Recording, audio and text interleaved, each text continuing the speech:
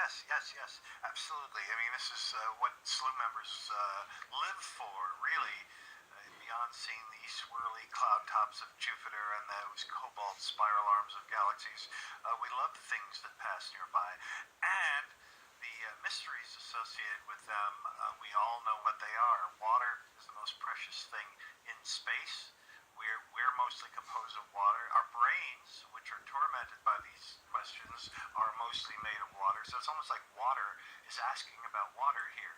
And we want to know whether the water on Earth that we see all around us in puddles and rain and oceans and lakes came from these places. Now that Rosetta mission, the European Space Agency's Rosetta, has shown that the isotopic signature of the comet did not match what we see here on Earth. We're wondering, well, maybe it's asteroids. Asteroids aren't as watery as comets are, but perhaps the ices that they do contain during the period of heavy bombardment early in Earth's history have brought us some water. So one of the things we want to know is see what the isotope ratio is between the atoms that make up the water on asteroids compared to what we see on Earth, and we're getting closer to solving that. Okay, we've got a Twitter question from Linda coming from Twitter, and she says, for a meteor, I guess an asteroid of this size, how close could it get before being considered a risk to Earth? That's a really interesting question, isn't it? Because it depends on a lot of factors. Yes, and we just heard our NASA spokespersons tell us that although we're calling these potentially hazardous asteroids because, after all, it's passing less than 1 million miles of us, and although it cannot hit us in its present orbit, as the orbit slowly changes over time, it's going to creep closer and closer to us. We know we're safer for the next 200 years, but are we just as safe going 1,000 years in the future? So this one looks like we don't have to worry about it in the lifetimes of ourselves and our children and our grandchildren, but there are others that present different risks. So of course we want to keep track of them and learn about the ones we don't know about. I think that's what's lovely about asteroids, is they're one of those objects that amateurs throughout history, we're not just talking now with amazing telescopes we have in SLU and also people have in their back garden. Throughout the history of astronomy, really, amateurs have always contributed to the understanding of asteroids. Because as I understand it, if you measure the brightness of an asteroid, you can see how it's rotating and learn about its orbit and that sort of thing. Absolutely. There's only one that can be seen naked eye. I've seen it naked eye, and many amateurs have, and that's Vesta. That reaches just below the 6th magnitude. It becomes about as bright as the planet Uranus.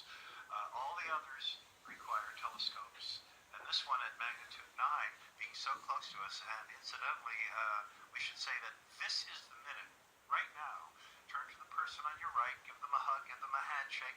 This is the minute that we have the closest approach of this largest asteroid that is going to come to Earth that we know of for the next 12 years. It's happening right now at this moment.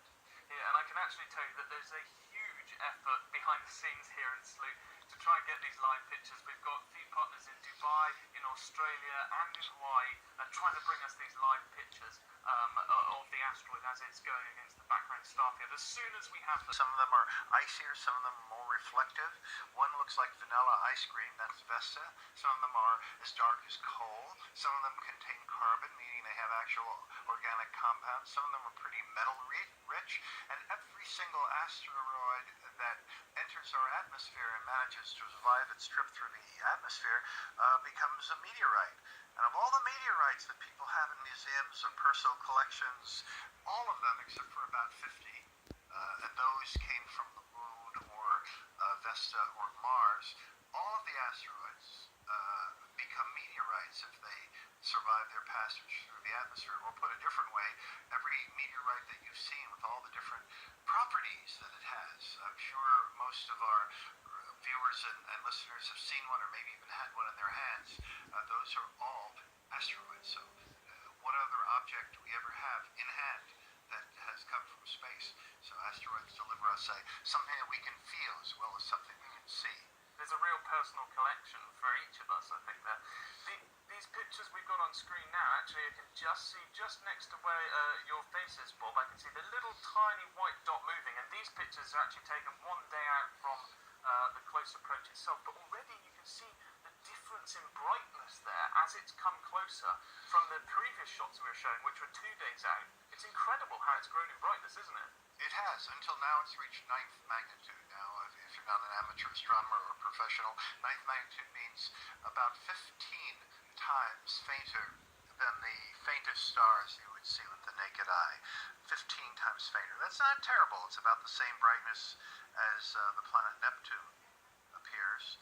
It's nowhere near as faint as Pluto, but it's not as bright as Uranus. So even when you're talking about objects that are invisible, this is not horribly invisible. Just lies just beyond the range of most binoculars. Very large aperture binoculars, those giant ones that some people have with large, let's say 80 millimeter apertures or objectives.